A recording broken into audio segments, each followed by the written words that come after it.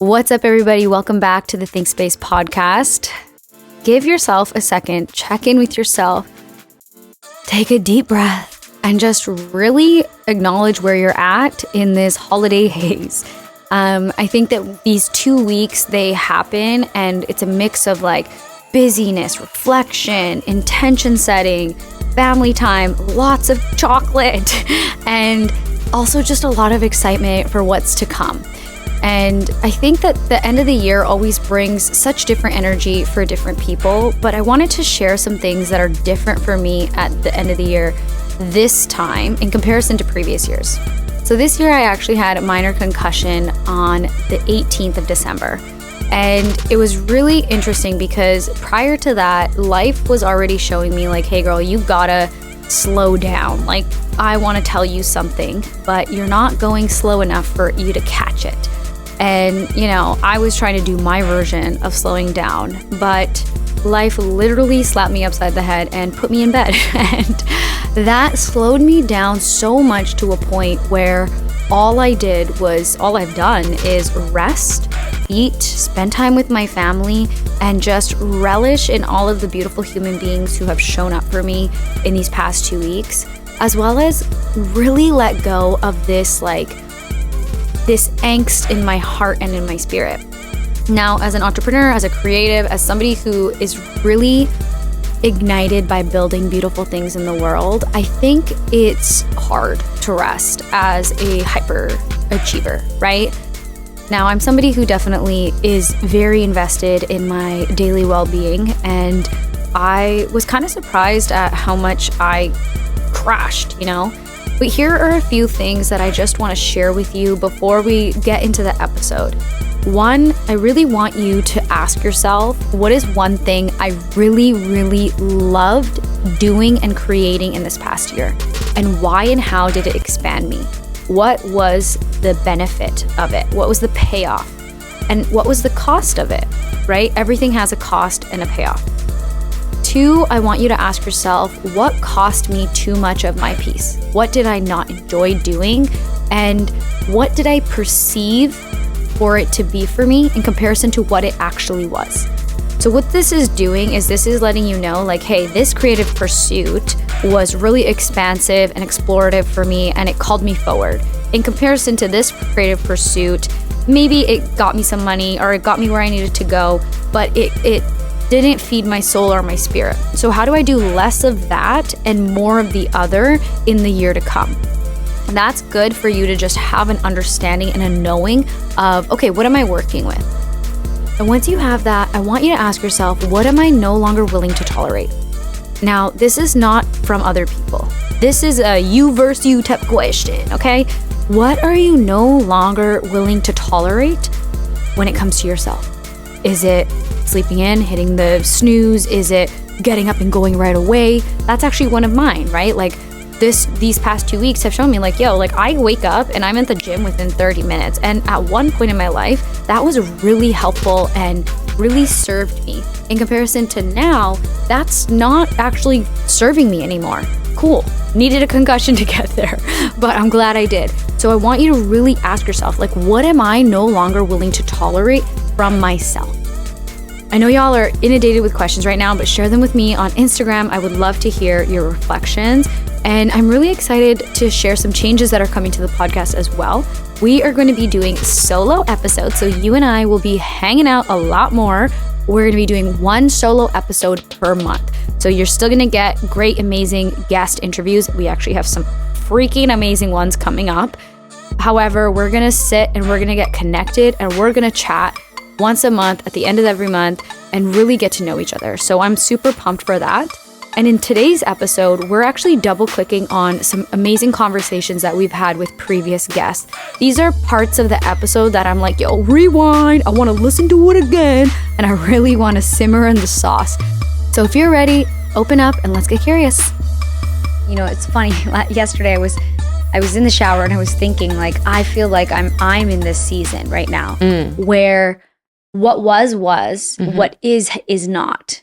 Yeah. And so I'm like, okay, where the fuck am I? You know, but I'm like in between these two worlds. And It's like, you know, you have to there's an acceptance that comes with that, that it's like, I am not going to be in bloom right now. But at least I'm done with the shedding part and I've gotten to the accepting part. But yeah, so when you say that you have to come to this acceptance, that you know that creativity is not blossoming all year round, from your story, from where I feel like we ended that part was, you get to 2020, you were touring, you're doing all these things, you're out there, you're living, and now you're at this place where life doesn't look the same. Is that a true, genuine like marker of time of like shift in your band? Yeah, definitely. Because we had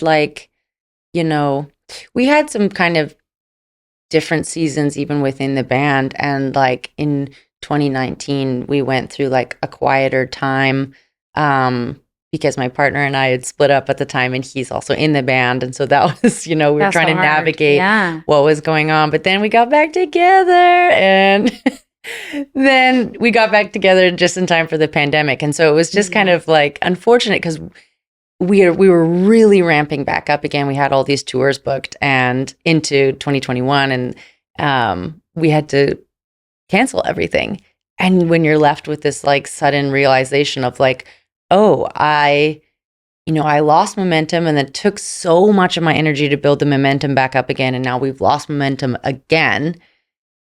And like, what do I want to do? And it actually opened up a whole new creative possibility that like I had no other distractions really. I mean, I was working a lot, like doing design stuff, and that's a different story. But my partner and I, Malcolm, we started doing this thing called Creative Fridays because we didn't go anywhere, right? We weren't doing anything. I think you told me about this. Yeah, every Friday we would sit down and we would write something. And it ended up being the biggest blessing in disguise because I had never dedicated so much time to writing before. We're like every week, and it ended up being usually like the creative weekend where, we would just write something and it was running the tap, right? Where it's like, just see what comes out. You have to like, after you turn the tap on for a bit and it's brown, you just got to let it clear. Until it starts to flow. And we wrote a ton of bad songs, but we wrote a bunch of really good songs. And then that ended up being an album that we put together. And we wrote a whole album during the pandemic. And like before that, it took ages to get together to produce anything. Like I used to have to go down to LA for like consolidated kind of writing trips in order to get stuff done because otherwise we were touring and we're out doing whatever. And I was also contract designing with Lululemon at that time. So it was hard to like narrow down a time of focus. And this ended up being this really beautiful time to like focus in on like just songwriting and creating to create. It almost sounds like you were just creating to create again. And you got to get that bounty in your creative expression again. Yeah, we got to try different genres. Like when I talked about that like Western song, where like that was because, we did all of these weeks of like doing more kind of indie rock or like alt pop songs. And then I was like, I want to write a spooky Western. And then I want to write like a kind of weird dancey kind of like super electronic song. I want to write like, whatever, like this like ballad, and we could try whatever we wanted because there was no pressure, like nothing was precious about it and we could just try stuff. And so that era ended up being a really beautiful time of creative expression unexpectedly because we had nothing to do except just make. In leadership, what are qualities that you've noticed in some of the best of them? Honestly, like the capacity to be present with the people around them, like I can't say enough about that. Like, and of course, staying focused as a high performing person and being clear on your priorities and your schedule is like absolutely key to be able to get things done. But what I've noticed about the best leaders is they're not afraid of dealing with things that are arising with the key people around them. Like they don't resist it. There's no aversion to it. Like they're able to like actually create the capacity to slow it just down enough to solve for that and unblock in that particular way, unblock the people around them in that particular way. And those are the leaders I admire the most. Harvard Business Review, I think it was a couple of years ago now, I found this article where there's more studies about this now where they have shown that leaders who are able to actually sit with their own pain and fear make for the best leaders. Like, no shit, Duh. Sherlock. Yeah, duh. Yeah. But I just love that we're talking about it now in like a more like scientific, acceptable acceptable way. Yes. Harvard Science Review way. Yeah. Makes me very happy because I can prove that what I'm doing is important. Mm-hmm. But I see that, like the leaders who are self-aware, can self-reflect, can go, fuck, I totally just had that meeting and I was totally in fear and I was dominating or I was numbed out or I was frozen or whatever it is. Mm-hmm. And then can like self-correct. Mm-hmm. Oh, I want to pause there. Yeah. And the reason I want to pause there is because I think that when people are younger in their journey, not younger as people, but just younger in their journey, their self-responsibility journey, there's this idea where it's like, okay, let's use survival pattern as an example. I'm going to figure out my survival pattern. I'm going to get out of my survival pattern. I am never going to go into my survival pattern ever again. Right. Yeah. And what you just described is like, hey, this leader has the ability to then go into a pattern and then come out of the pattern and witness themselves.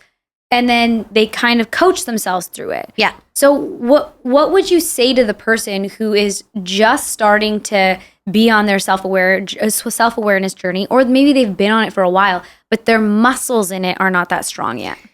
Yeah. I mean, I think one of the things we should maybe say with that too is because I think there's like a misconception in the like self-development world or like the personal development world that you're like supposed to share about everything all the time. So there's a major difference between like honesty and disclosure. Yes. You know, being a leader doesn't mean you're like talking about your patterns and publicly announcing to your team that you were in fear in that meeting and you should have done better and blah, blah, blah. Again, there's appropriate times for that, absolutely. And being vulnerable as a leader is important. And also, I think just setting the leader free of like all the pressure that they're supposed to perform and be self-aware and, you know, do great at this these and miraculous meet their KPIs and be like these super spiritual, like, you know, self-fulfilled, you know, self-realized people at the same time. It's like, okay, chill out. Because that actually is part, unfortunately, of the same exact pattern that keeps them trapped in survival, which is this like need to push and push. So having like that, again, that grace with yourself is absolutely important. But I think also these things can be acknowledged like way quicker with way more grace and directness than we like afford ourselves. So the iteration for me is like the most important. It's like, don't be afraid to iterate on like what you're learning about yourself and don't be afraid to like iterate quickly. Mm-hmm. Like, tell me more about that. Well, so first of all, so many of the leaders that I work with, tend to have ADHD. Yeah. Why is that? High performers tend to have that in common. Okay. Yeah. ADHD, like the brain works quickly. They're like very fast at everything. So slowing it down enough to catch themselves is part of the practice. Like being able to like, just, whoa, wait a second, catch the thing. But then because they're so smart, because they're able to pivot so quickly, like they can actually apply that for good. I love that. Yeah. I love and that. iterate and pivot quickly on like their own self-awareness as well. Yeah. And like self-correct quickly. Yeah. You know what? As you're saying that, I am having a flash of a person who is ADHD and is now learning how to do that. Cool. That is so cool. Yeah. Yeah. The more you can be that outlier and be you, the more authentic relationships you're going to build and the more opportunity will come your way. Yeah. Do you know much about Brené Brown's work? No. So Brené Brown is a researcher. Okay. I believe that she researches belonging and shame and vulnerability. Anyways, so she says a lot like when people want to fit in, they are not belonging to themselves versus belonging is like being that person who's wearing the Elvis Presley shirt and just being yourself. Yeah. Like what has been your journey with belonging? Because my perception is you've lived, I don't know if transient is the right word, but like you've lived a life where you've moved around a lot. You've been around the world a lot. You're never in one space for too long. I feel like you're a very fluid human. So it's like, how have you gotten your core so strong in like the sense of self that you have? Yeah, I think a lot of it is spending time with yourself. And my outlet for that was sport, was running, biking, swimming. Those are all, people hear this Ironman journey or these endurance things, but what they don't see is the loneliness side of it or the time you spend with yourself. And when you spend a lot of time with yourself, You either learn to hate yourself or you learn to love yourself. And I learned very fast to love myself. Is I'm only going to be me, and we're all going to die. So might as well love me. Yeah. And, Facts. right? And so Yeah. to me, it was like, be okay with who you are. And I don't know the science of energy or anything like that, but I truly believe when you're okay with who you are, you emit a higher frequency, you emit a higher energy, and people like gravitate towards that. 100%. And so, I think the first step is just spending a lot of time with yourself. And to me, that was through sport. Maybe it's meditation, maybe it's yoga, maybe it's something else, drawing for somebody else. But when you spend a lot of time with yourself, I think this superpower of clarity comes out of, you know who you want to be around, you know what you want to go after. And then I think that really contributes to a higher self-worth as well.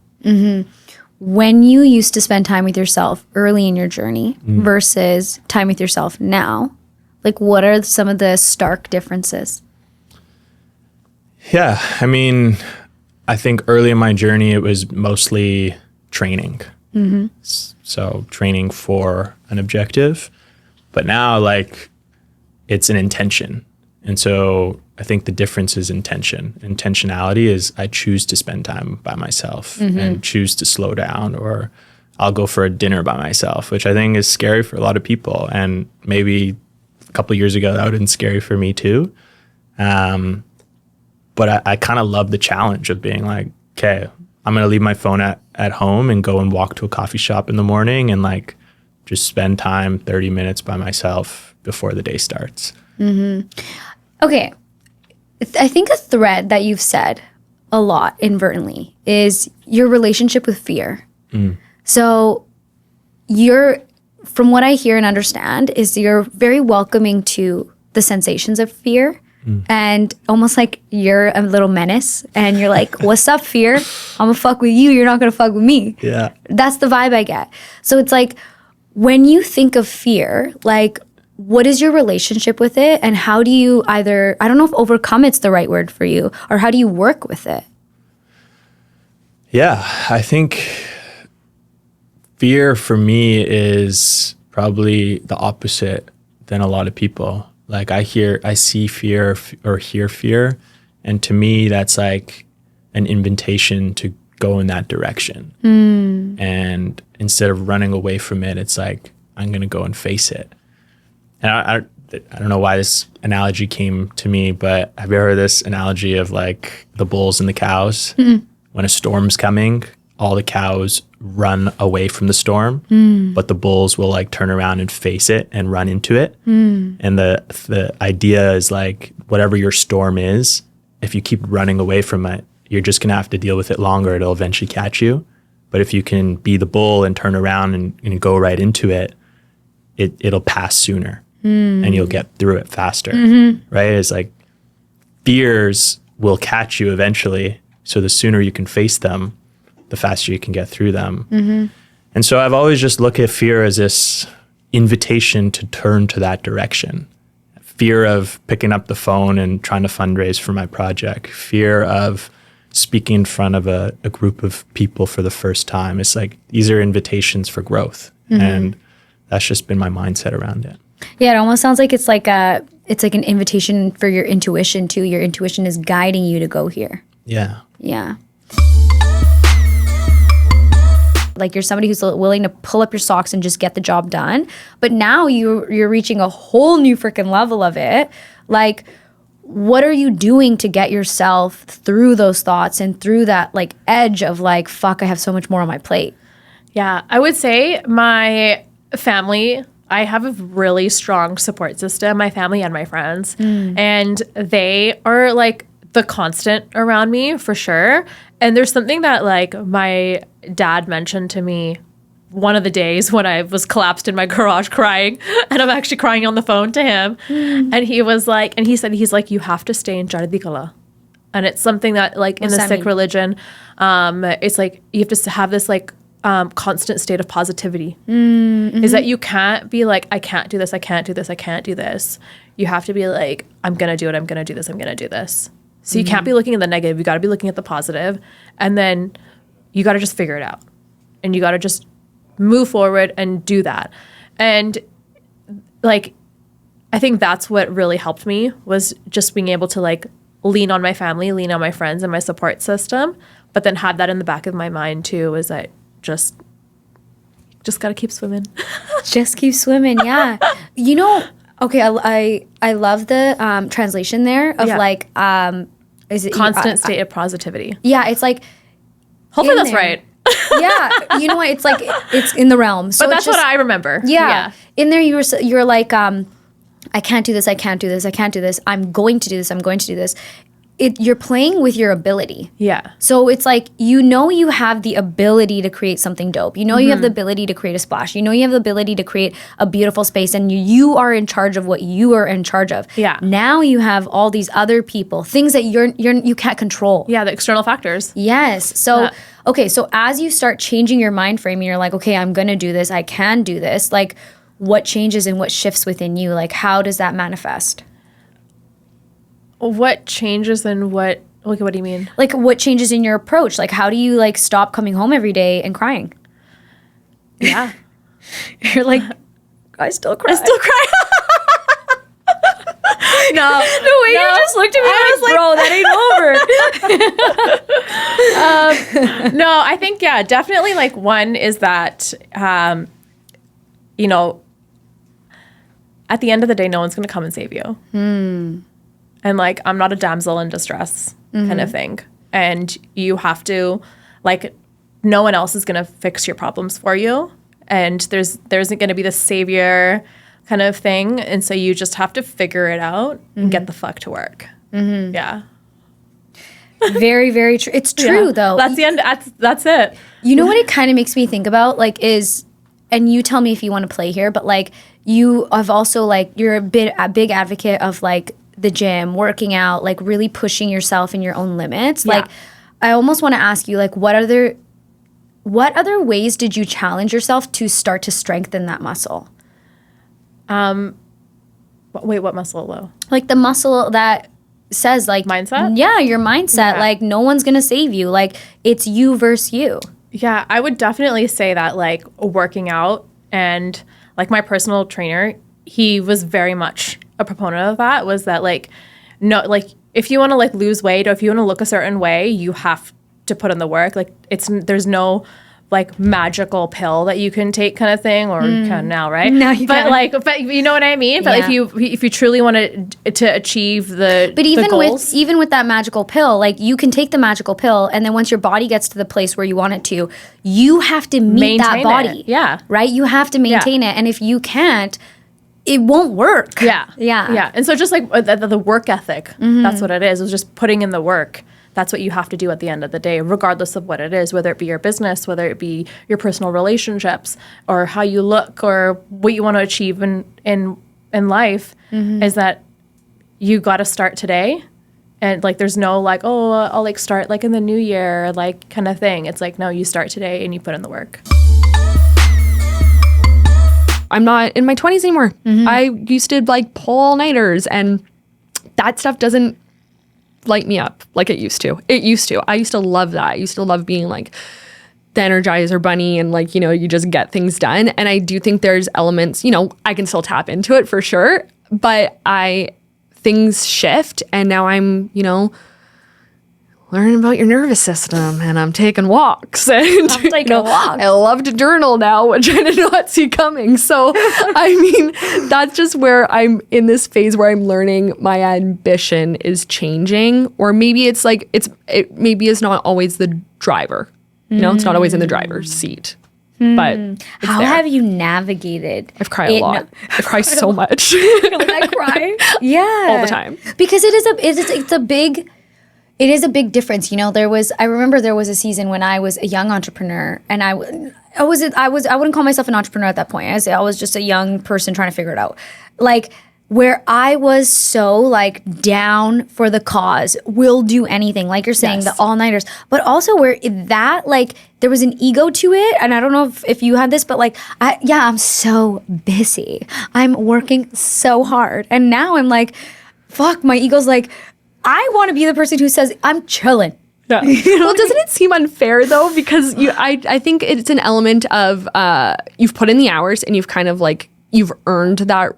That sounds horrible. I was going to say that you've earned the right to rest, which is not true. But you're just in different phases of life, right? Yeah. So again, if we're going to pull it back to a video game, that level is done. And, I've paid my dues. I've proved I can do it. Who asked me to prove it? I don't know, but I had to prove it to someone. Part of it is proving it to yourself. Like, Yeah, 100%. I was actually talking to one of my coaching clients, and they were saying, like, we were talking about play, right? Ironically, we started this conversation about play, but they were talking about how they found it so hard to bring themselves to their business because they were like, I'm goofy and I'm jovial and playful, but I felt like I had to be like professional and serious. And I was like, well, why can't you be both? Yeah. And they're just like, it took me so long to realize I couldn't just be, I could just be both. Yeah. Yeah. Yeah. That's so beautiful. Do you feel like you can be both?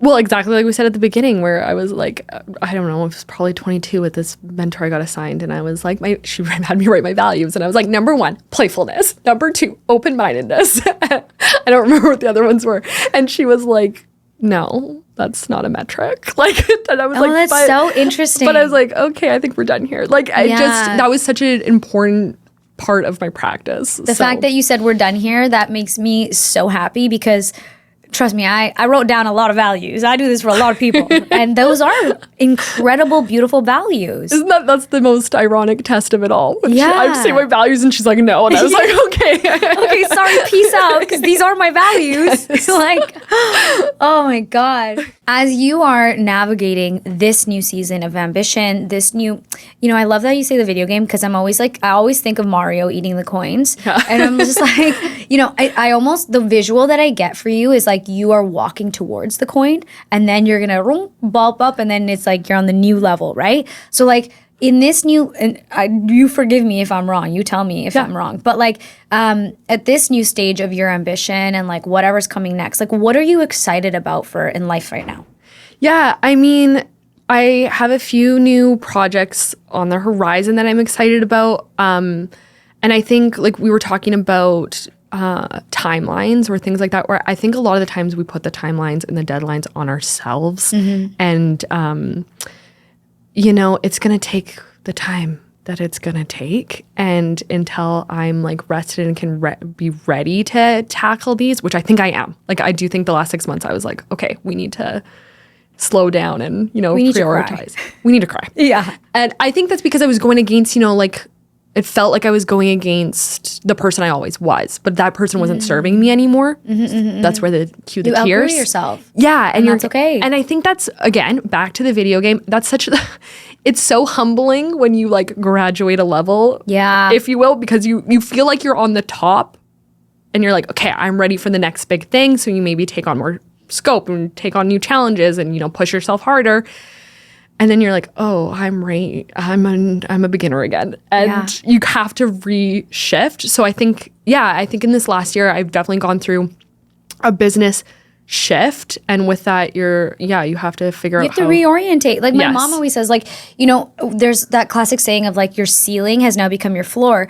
And my mom's like, yes, that's a beautiful visual. She's like, but when you think about it, like you're a 12th grader and now you're going to being a junior again, like, that is so much easier for me to conceptualize, where it's like, okay, yeah, like maybe let's like 7th grade, for example, and then now you're in 8th grade. You're in a different zone, right? So it's just like, you're the baby again. And then you have to also like, you have to like face that part of you who's like willing to not be great at something, who's willing to try, who's willing to like not...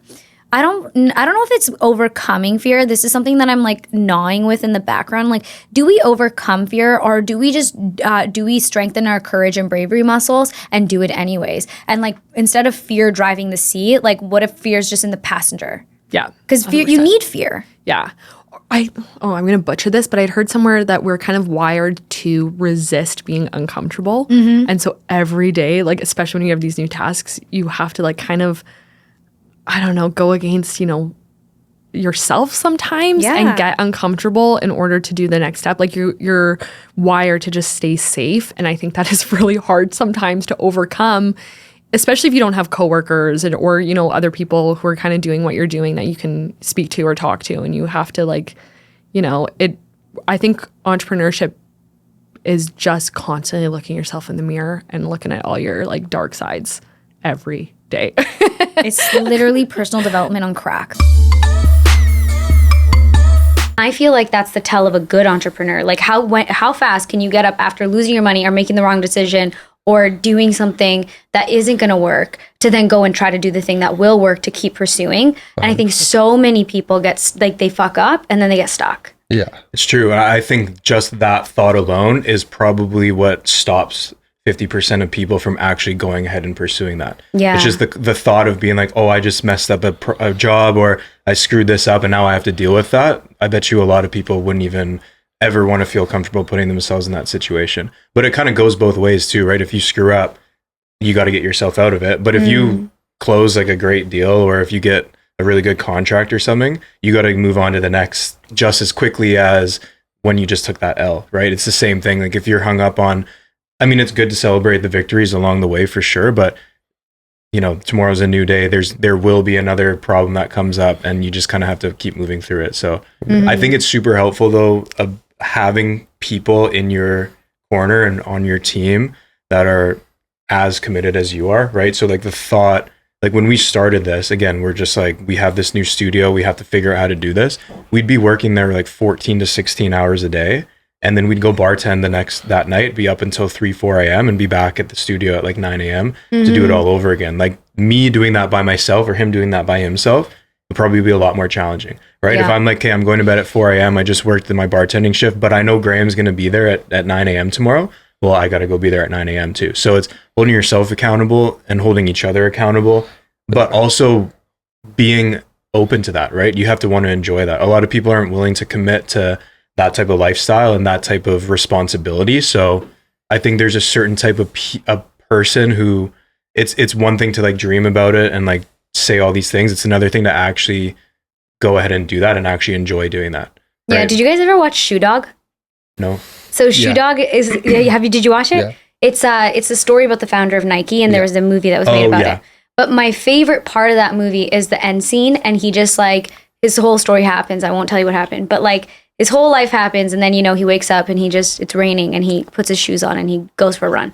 And he just goes for a run to go for a run. Mm-hmm. And he just does it. And so it's like, there is a part of entrepreneurship where you have to realize, do I want to live like this? Because now this is my life, right? This is my ecosystem. This is how I wake up. This is how I breathe. This is who I connect with. Like, when you guys had that awakening moment, or like that lock-in moment of like, okay, is this my world?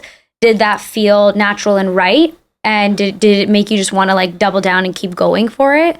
Or was it like, oh, I had to learn how to make entrepreneurship work for me? Personally, because I was involved in sports my whole life, like I think that there's different things that you can do as a younger person that like creates like almost a level of addiction. Mm-hmm. For me, sports created that for me. And before I met Marcus and before we started this one, because I played hockey to a higher level and I quit, and then I lost that thing. And then when I met Marcus and we started doing this, I found that thing again. So when he's talking about like these 16-hour days working all night, like it wasn't me checking myself. It was my mom calling me like, hey, are you okay? Like, do you need to sleep? Because like I'd be FaceTiming her and I'd be like half awake, half asleep, probably driving somewhere. She'd be like, are you okay? And it never resonated with me that like I was tired.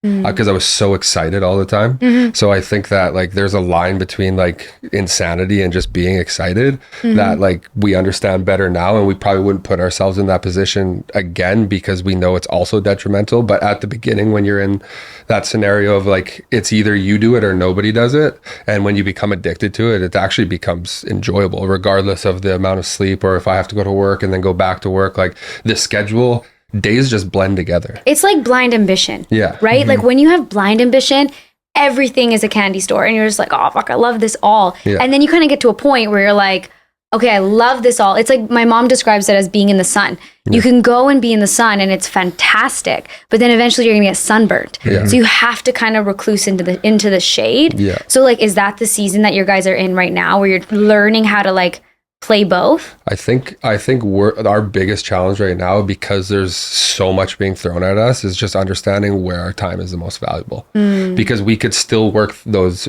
shifts. We could still work 16 hours a day, like it doesn't stop. But investing our time into things and putting things in buckets and focusing on those buckets instead of like looking at the wall and having no idea what the fuck to do or where to start.